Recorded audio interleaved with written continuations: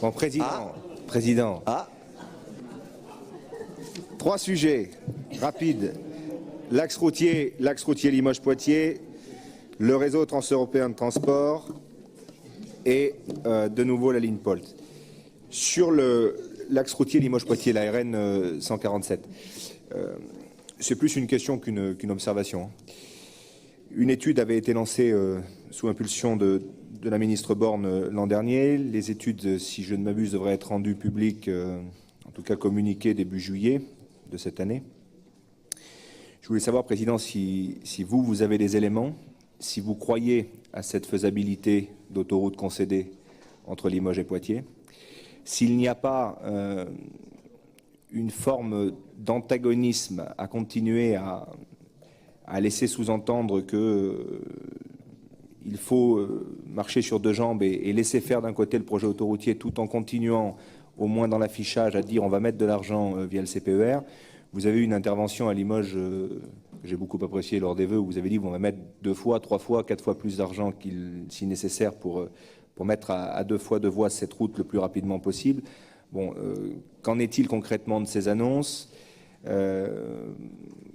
Que pensez-vous de l'évolution politique de la situation, aussi bien en Poitou-Charentes qu'en Haute-Vienne? Parce qu'aujourd'hui, on va quand même vers un semblant de consensus entre les différentes chambres consulaires, chambres des métiers, chambres d'agriculture, chambres de commerce de la Vienne et de la Haute-Vienne. On tend vers un accord politique également. Il n'y a que le département de la Haute-Vienne qui pas très chaud sur cette notion d'autoroute concédée.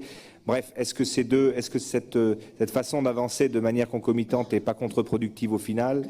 Est-ce que vous ne pensez pas qu'à travers tout ça, on met davantage en exergue les disparités et les divergences qui figurent ici ou là?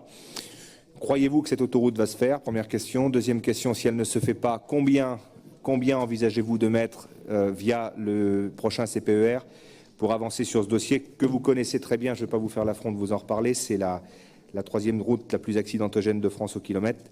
C'est un vrai sujet d'aménagement du territoire et qui pour nous, Limousins et Pictou-Charentais, ressemble là encore davantage à une arlésienne qu'à un vrai sujet d'aménagement de territoire. Sur le réseau transeuropéen de transport, vous y faites référence dans le SRADET à l'objectif 28. J'ai une question assez simple. Quel pourcentage vous pensez qu'on puisse obtenir des financements européens pour nos LGV du sud bordelais? Ça, c'est la première question. Est-ce que les délais pour obtenir ces fonds sont respectés? Et en gros, quelle est la stratégie de la région dans le lobbying que vous pouvez faire vis-à-vis de l'État et de l'Europe? La LGV Tours Bordeaux avait été inscrite au RTET au titre du fameux couloir atlantique. Elle a ainsi pu bénéficier d'un financement européen. Le prolongement de cette ligne-là, qui s'avérerait être la GPSO, toujours dans ce couloir atlantique vers la péninsule ibérique, aurait de bonnes chances pour figurer au RTET. Mais il faudrait déjà que l'État français revoie sa position. Est-ce que vous avez des éléments émanant des ministères sur le sujet? Parce que nous souhaiterions, nous, groupe Les Républicains CPNT, que cette RTE, que l'inscription au RTE de cet axe Bordeaux-Dax-Espagne soit effective. Je reviens très rapidement sur le POLT.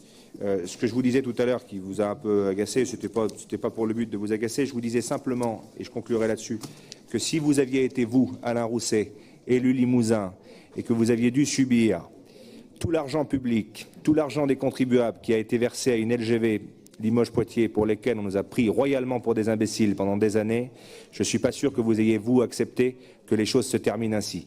Et vous savez, il y a un vieux proverbe limousin, chien échaudé craint l'eau froide. Donc maintenant, on attend de voir. Merci, Monsieur le Président.